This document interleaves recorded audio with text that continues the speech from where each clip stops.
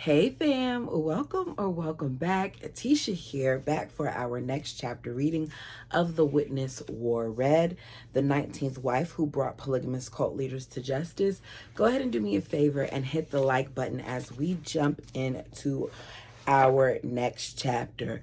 Let's hope this isn't as heavy as the last reading, but with the way these chapters have been going, I would not be surprised if it is.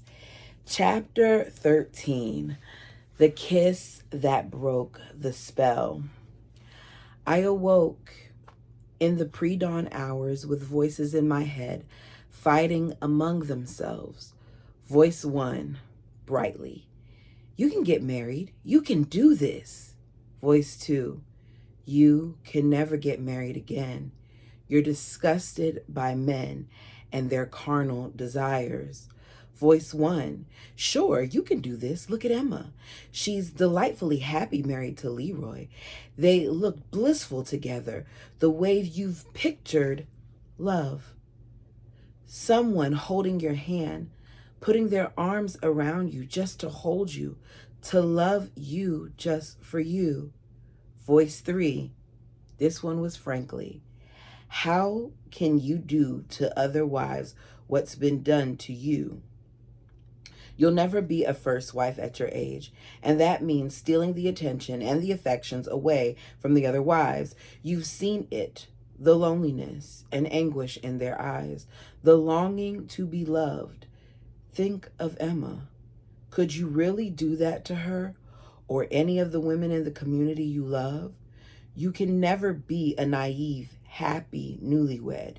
You know better." Oh, wow. Oh, wow. That was my voice. Actually, I had to admit, they were all my voices. The fragmented pieces and parts of my heart pulled relentlessly in multiple directions. God and the prophet do right. Remember the golden windows. Sacrifice your feelings and do right. Put it on the shelf for now. As in every other aspect of my life, there was no room for me and my authentic thoughts and wishes. Each day I was afraid to go to good words. Which of my sister wives would have been added to Warren's entourage? Those were our sister wives. We worked together, cooked together, laughed together, played together, composed music together, fasted, and mourned Rulin's death together. We were as close as blood sisters now. He couldn't just take them away. That night, several of us ended up in the kitchen, informally migrating in for a restless late night snack. We looked around the table at one another, at first afraid to speak. "Are you married?" Charlotte asked me. "No," I breathed. "Are you?" She shook her head. We turned to Virginia and Leona, who said no, and took a long breath. Then we sat for a while in silence as we ate. Rulin had died with 64 wives. 56 of them were between the ages of 17 and 34. Do you all hear that? 56 of them were between the ages of 17 and 34, meaning well over half of his wives, majority of his wives were very, very young. And he was what, 80 something? I can't remember his age. He was older. And he had 50, 56. That's, One by one, our numbers were dwindling. For days, it was all I could do to put a little food in my body and not throw it back up. The months of fasting had extracted a painful toll on my health, and I felt sapped of all strength, though it was the emotional strain that was the hardest now. I felt the familiar itch to claim some semblance of freedom, if only for a few hours. I thought of visiting Mom, but each of the 2 times I had slipped out to see her, Uncle Fred's wives and daughters, how do you pronounce that word? Alexa, how do you pronounce Harangued?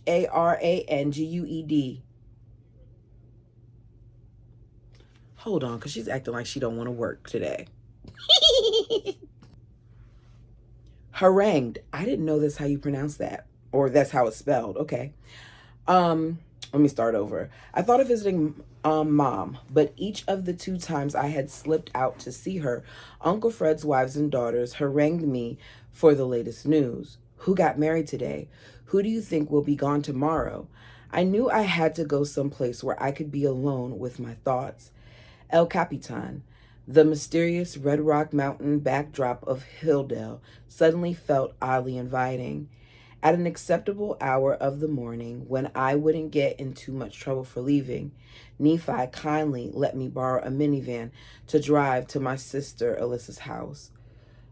Alyssa, in turn, let me borrow her 4-wheel drive truck to drive to the mountains. On the way, I rolled the windows down, gulping in the crisp air as if it might save my life. I think that she's gonna get in trouble for this. Y'all tell me down below, what do you think? Because somebody's gonna snitch. It was already a stunning fall day, the kind southern Utah is famous for. The October sun felt warm, energizing, and healing, and as I began my hike, I was grateful to feel energy instead of lethargy for the first time in months. Each step I took was deliberate, and I talked to God the entire way up, like I never had before. I had been taught to pray on my knees, arms folded, eyes closed, but this was a pouring out of my soul onto the chrism of dirt. I rarely stopped to catch my breath, and my shoes and socks were laced with sweat and soil. Less than 2 hours later, I dropped to the ground, breathless and exhausted. She'd been taught to pray to God on her knees, arms folded, eyes closed. Interesting. We all get different ways of having been done do this. I remember when I was a little girl, I was told to get on my knees, close my eyes and clasp my hands. Now I could be looking at somebody having a whole conversation, or they could be having a conversation with me, and I might be praying. So it looks different for different people. And then there's times where I do like get on the ground and do whatever. Yeah. So no judgment there. As I looked down on Hilldale, I couldn't help but think of what was waiting for me when I got back. And I had this sudden and reckless urge to throw myself off the cliff face. One had to be stark raving mad to throw away eternal salvation, and yet here I was. A sudden breeze caught my skirt and my hair and soothed my sweat-stained brow, almost like someone had touched my forehead in a loving caress. For several long moments, I kept still and listened, and that was when I heard a strange yet familiar voice. It was outside of me and yet seemed to come from my very soul. Your life is like a tapestry in the making, woven like fine silk in brilliant dynamic colors, yet with a pattern you cannot yet see. Trust that your life is just beginning, Becky. Trust that many more colorful threads are about to be added and patterns you've never dreamed of.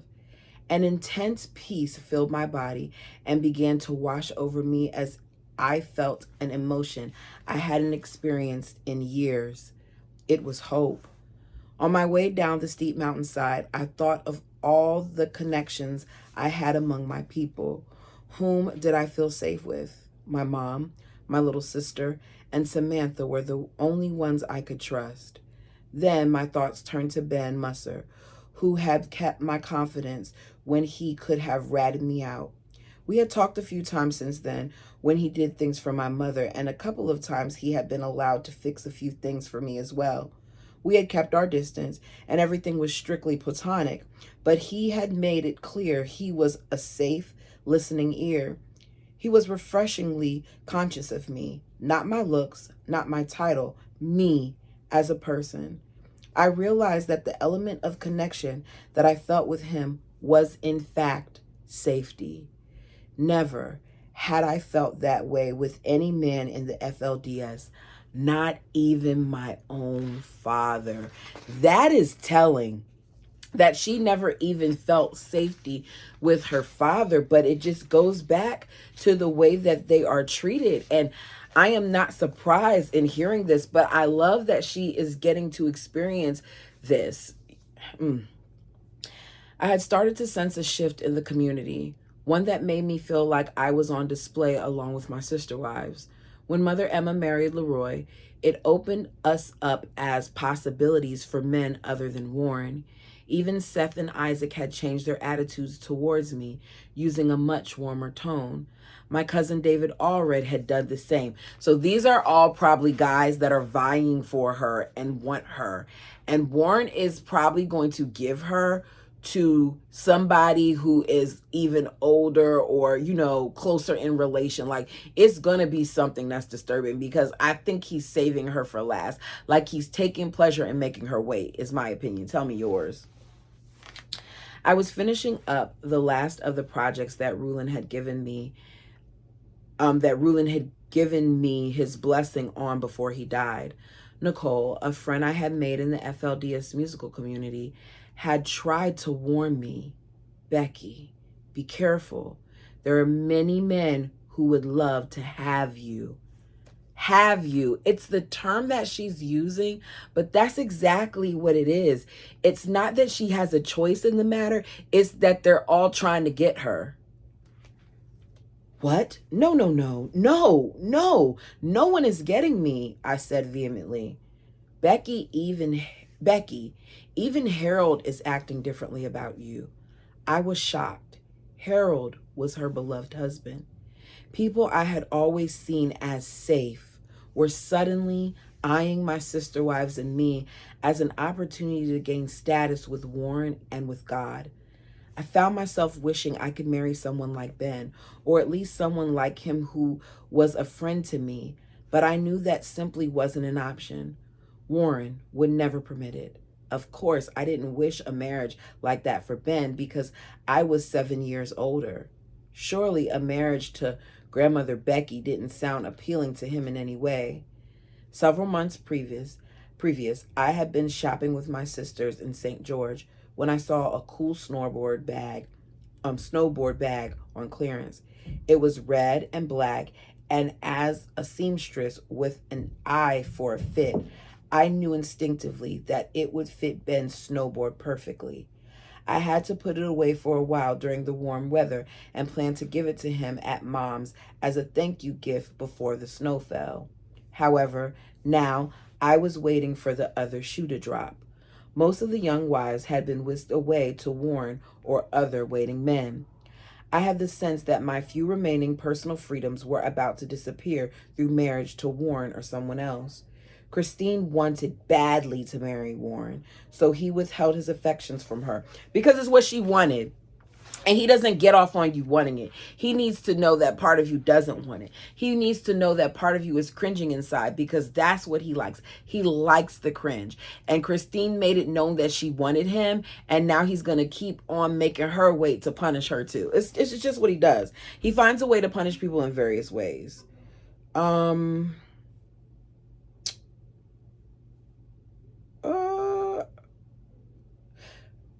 I had a...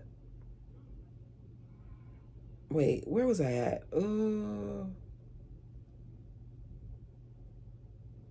Okay, because I did not want to, he continued to pursue me.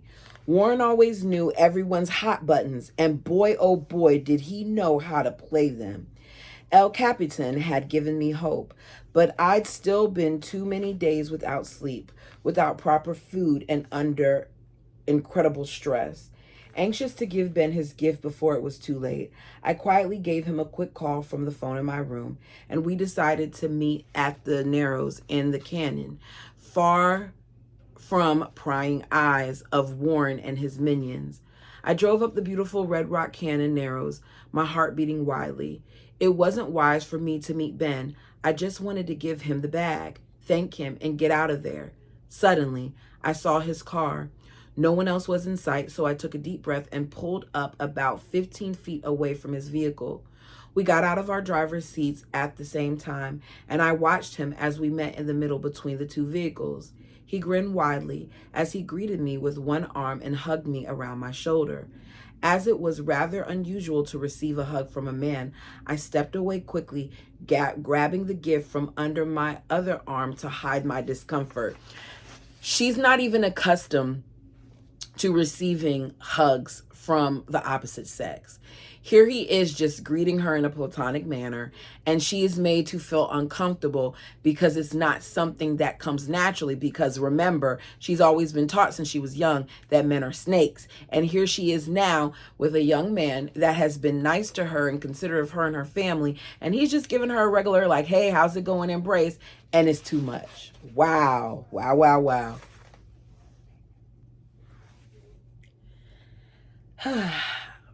I found this for you, I said, smiling genuinely at him. I hope you like it. Ben looked at the bag in astonishment. Wow, can I pay you for this, he asked. No, I cried. I just wanted to thank you for everything you've done for my mom. She's a great lady. Yes, she is. What I want to know is, how are you doing? He peered into my eyes when I didn't dare to answer, and I noticed a stubbornness within him I hadn't seen before. Don't let anyone force you into doing anything you don't want to do, Becky. I started to tear up. I don't know what I'm going to do. I'm sure sorry you have to go through this, he said.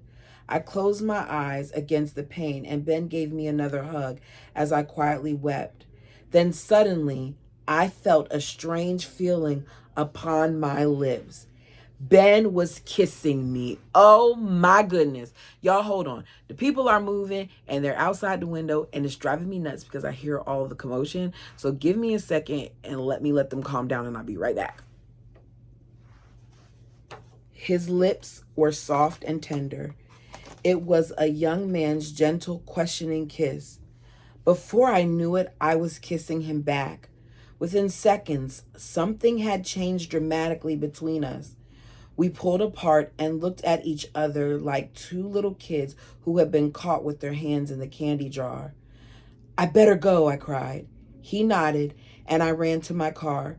I jumped in, did a U-turn like a madwoman, and flew down the road. I looked in my rearview mirror and saw Ben waiting, a wise move, as it would not be good for both of us to emerge from the cannon at the same time. I sucked in a deep breath. He had kissed me, and I had kissed him back. Oh, girl. Ooh, girl. What did it mean? Why would he do it?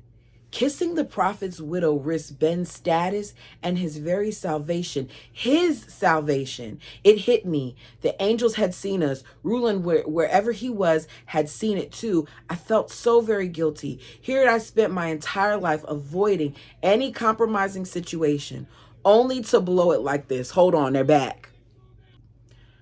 Y'all, I'm so sorry. You're just going to have to hear the noise in the background because I can't keep waiting 10 minutes for them to shut up, which apparently they're not doing. I can't wait for these people to leave. This is one of the things about living in an apartment, and I'm ranting here, sorry. This is one of the things that living in an apartment that gets on my nerves, and maybe if I actually get like a really decent check, I'll splurge and get myself a microphone that hopefully works. But it is so aggravating when you're trying to film because it seems like that's when everybody wants to make a whole bunch of noise. But here I am trying, and my apologies.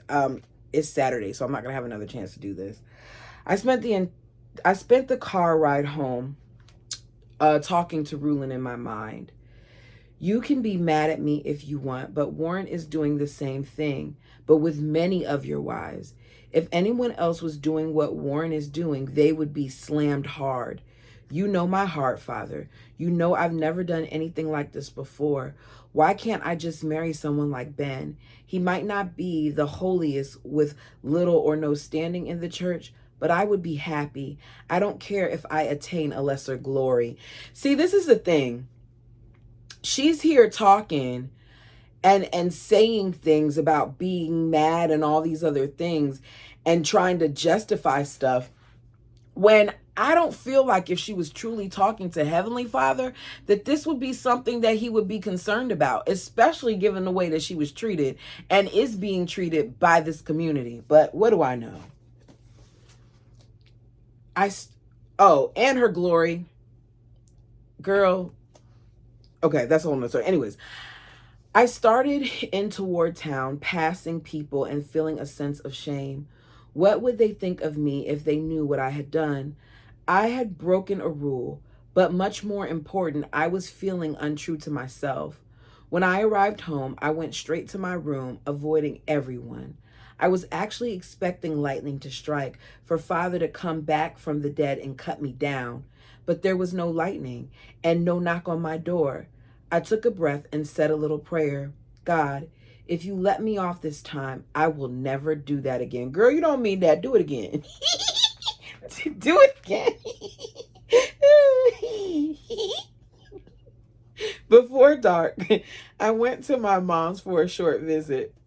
We were both very concerned about Alyssa and her time away from Alan. She had been spending nights in her truck to keep away from him.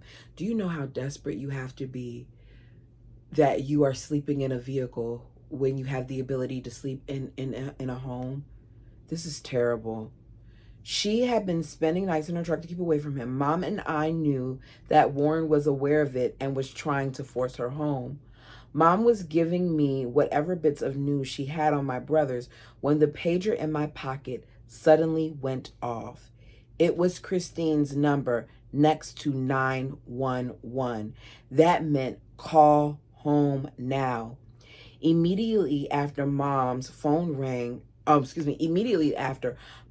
started ringing, Mom mouthed to me, "Should I tell her you're here?" I shook my head no. It was almost a relief to know that I'd been caught. What? I had never been a good liar, and I didn't want this hanging over my head any longer. My mother's eyes got bigger and bigger as she listened to Christine, and my heart fell. Still, I wondered how they had found out. Then I remembered that Uncle Wendell's company, Western Precisions, had been having their annual company outing that day, and there must have been some people hiking around. It wasn't like Ben and I had hidden behind trees. We hadn't gone up there to hide anything until the kiss.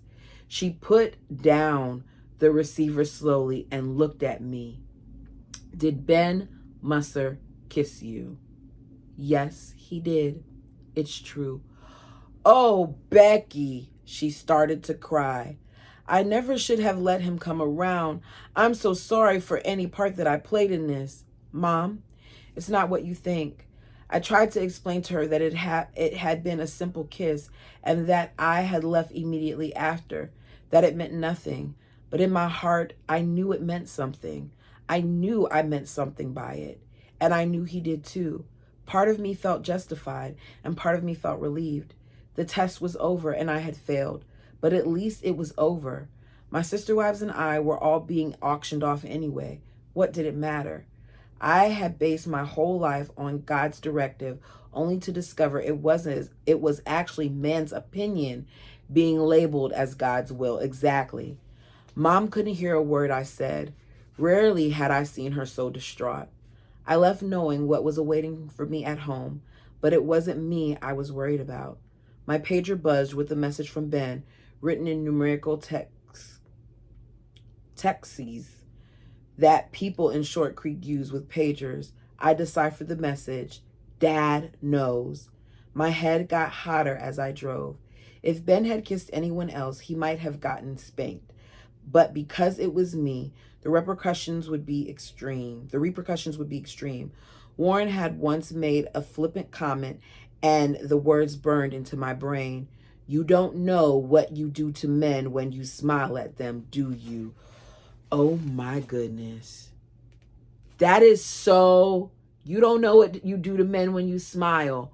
First of all, you're a perv. Second of all, once again, it's him putting blame on the woman for the things that he does. But with Warren, it could be anybody who smiles at him and he'll want to jump on him because he's disgusting. Let me keep going. I arrived home with my head still hot, and I slipped down to my room. I had never meant for this to happen.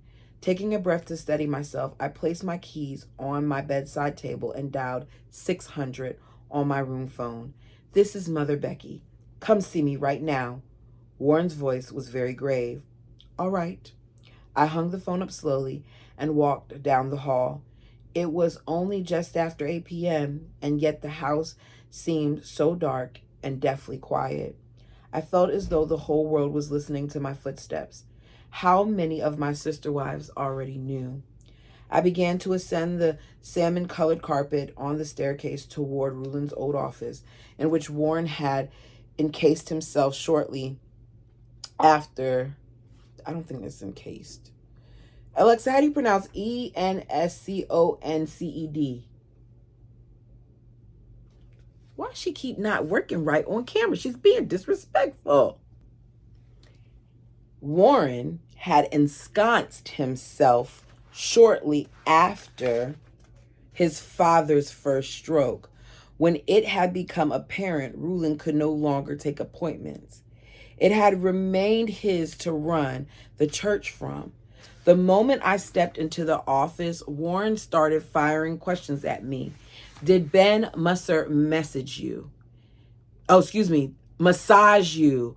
Oh, wait, he's going to take this to the next level. Did you, what, wait, y'all, I'm struggling. Hold on, sorry, I gotta calm down. Did Ben Musser massage you? Did he lay on you? Did you lay on him? Did he fondle your breast? Did you touch his genitals? How in the world does a kiss go to all of that?" See, he's a perv. "No," I recoiled. I hated how he could take something pure and make it so dirty. Exactly. He always goes there because he's dirty. "No, nothing like that. It was just a kiss." As I looked at him, I couldn't help but think of the huge number of my sister wives Warren had kissed in front of all of us in the last few weeks alone. "Well, you didn't break your marriage covenant," he said nonchalantly. That meant I had not committed adultery. I exhaled softly as Warren continued. "But you cost this young man his salvation because he was willing to do this." I'm laughing, but it's sad because people believe this. There are people who still believe this type of thinking. But here he is once again blaming her for something that guy did. She was just crying. She didn't know that the man was going to kiss her. And when he did, she liked it, so she kissed him back. A kiss should not cost anyone their salvation. You sound crazy, Warren. He will no longer be trusted by the priesthood. I am gravely concerned that you are comfortable around the spirit that will lead to apostasy. I detect the seeds of apostasy in you, Mother Becky. I am giving you 1 week to be married. Next Monday night, you will come home and tell me who you are going to marry. He let that sink in. "Choose wisely," Warren said, stabbing his finger at me. Then his face softened behind his glasses, and he shrugged his shoulders like a little boy. "I would choose Ben and go wherever Ben goes. Bye." But, of course, she's not going to think like that. "And it doesn't have to be me." I wanted to vomit. Is this what he had done with my sister wives to manipulate their choices? I had seen the Jeff's behaviors as husbands. I would not marry a Jeff's, and certainly not Warren. "Please," I begged, tears in my eyes, "please do not do this to me." Warren knew. He knew I struggled with marital relations, and still he was forcing me. Suddenly the fire that I was known for welled up inside of me, and I could not stop it. My head pounded with heat. "I will not say yes to something I do not agree with, Warren." "You'll be blessed if you do," he said, flippantly shrugging. Then he turned to look at some papers on the side of his desk, as if he had become bored by the discussion. "I've heard that before," I snapped, my tone insinuating many things. I couldn't believe my audacity, but there it was before me. My father and mother, Uncle Fred and my mother, my marriage to Ruland, Alyssa's situation, the list of supposed blessings went on and on and on and led only to heartbreak and denial. Finally, Warren looked up. "You know that this is what God and Father want," he said. "No, I do not. I do not know this is what God and Father want for me." Warren's eyes turned to steel, filled with cold malice. "I will break you," he said, with deliberate pronunciation on each word, "and I will train you to be a good wife. You have had too much freedom for too long, Becky. No matter who you marry, I will always have jurisdiction over you. Like hell you will." She didn't say that. I'm saying it. No, you won't. Let's keep going. The reality of his words sank in. I was enslaved to Warren Jeffs, who had just claimed my life, my marriage, my body, and my soul. The buffer of ruling was gone. Any rights had disappeared, just as surely as if I were bound, hands and feet. I thought of all the times I had disobeyed Warren. He would show no mercy now. When I rose to leave, he stopped me. "I want to know where you are at all times, Mother Becky," he declared. "I want to know who you are talking to. If I do not know, do not go."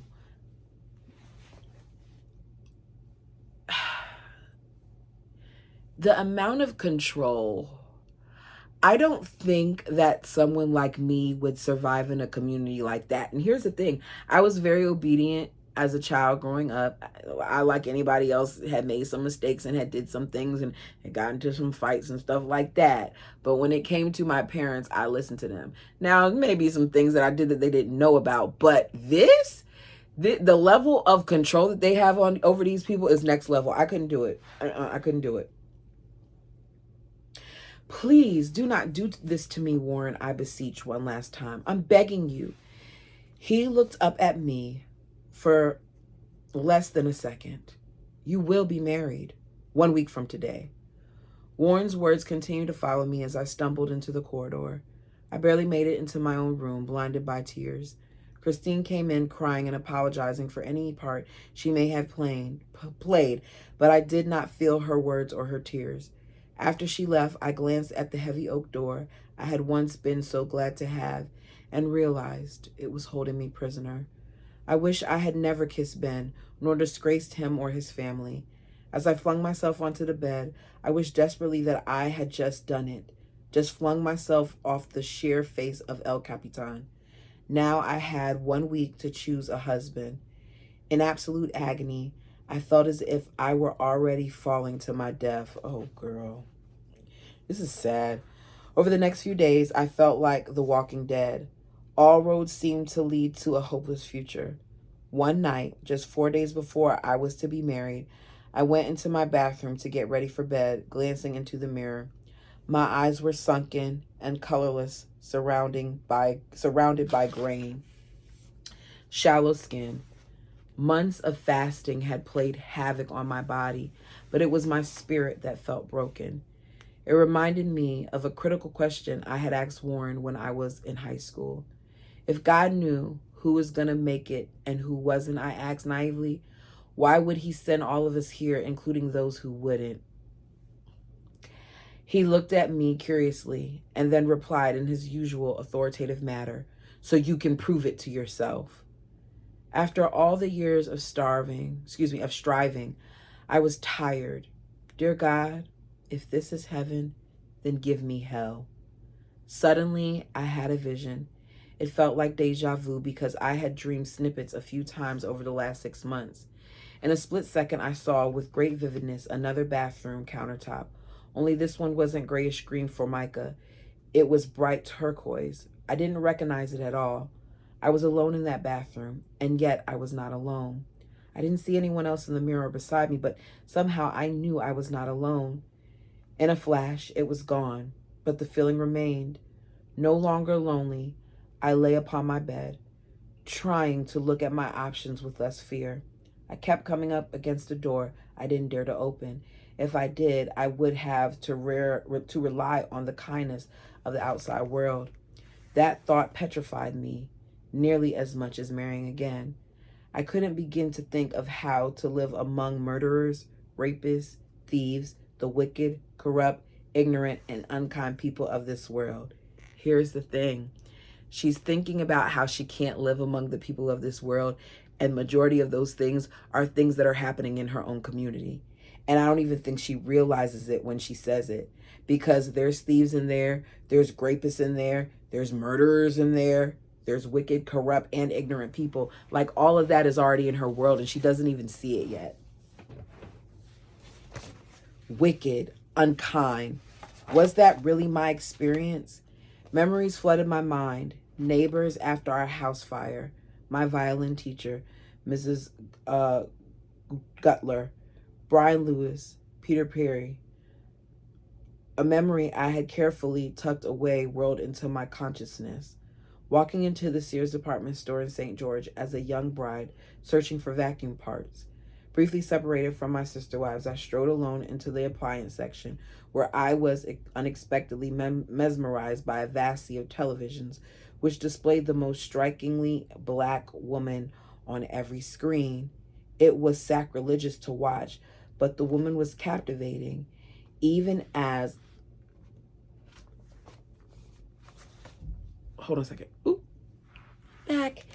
Even as cloistered from the world as I had been, I recognized the face of Oprah Winfrey, interviewing a woman who had become a foster mother to a whole neighborhood of cast-off children, transients, runaways, children of addicts, and so on. Oprah was celebrating her generous heart, and even gifted her with items that would serve her hodgepodge family. I was floored. Those two beautiful women completely refuted everything I had ever been taught about the outside world, especially about Black people. Warren said Blacks were from the seed of Cain, and he used words like uncouth, wild, and ignorant, immoral, and filthy, saying they were cursed, loved Satan, loved evil, and that not one soul was clean, pure, or righteous. And some people still feel this way. Glad that doesn't happen in this community. Let me keep going. He had been wrong at the time. I had to put the knowledge on the shelf with so many other things that did not mesh with our teachings. Now I took a long, hard look at all the things that Warren had said were absolutely true, that I knew were not. I pulled that nugget of wisdom regarding Oprah and the lovely people I had met in the outside world off the shelf and tucked it into my heart where it belonged. If I was going to leave, I would have to take a chance on the kindness of strangers and that outside world, whatever it held for me. Once again, I thought of Warren, but this time I felt a fire ignite in my belly. My spirit was not broken. I would not allow myself to be broken. In the pre-dawn hours of Sunday morning, I put a note on my bed for Christine, my mom, and my sisters, taking an exit to avoid the cameras and any of the men on security patrol. I pushed the heavy oak door quietly behind me until I heard the latch click shut. My heart pounding, I walked as casually as I could, as if I was out for a stroll on the grounds. I made my way around the side of the massive Jess mansion, then turned abruptly toward the fence. The gates were locked, as I knew they would be. I looked back towards the Jess property. Most of the lights were still off. I couldn't see anybody looking, but even if they had been, it was now or never. Long skirt and all, I scaled the tall fence that protected the Jess family from outsiders and wicked apostates. In doing so, I became one of them. And that is where we're ending chapter 13. Oh, that was good. Oh my God. First of all, I love that she is becoming one of them, she says, which hopefully means that she's leaving in chapter 13. Y'all, we are here. So we still have like half the book to go. And she's leaving. I love when they leave early. I do. Because I feel like a lot of times in these books we get cheated because they leave and then it's like one more chapter and that's it. So hopefully we get a little bit of something here. I think we will. Oh, I'm excited. Anyways, let me know what you thought about this reading. Sorry for all the distractions. I got to read another chapter after this. Hopefully it's not as much noise going on, but we'll see. Thank you guys so much for watching. Like the video as it helps the channel. And let me know, what did you think about this chapter? What did you think about Ben going in for that kiss? I'm not mad at you, Ben. Do what you do. Until next time. Peace.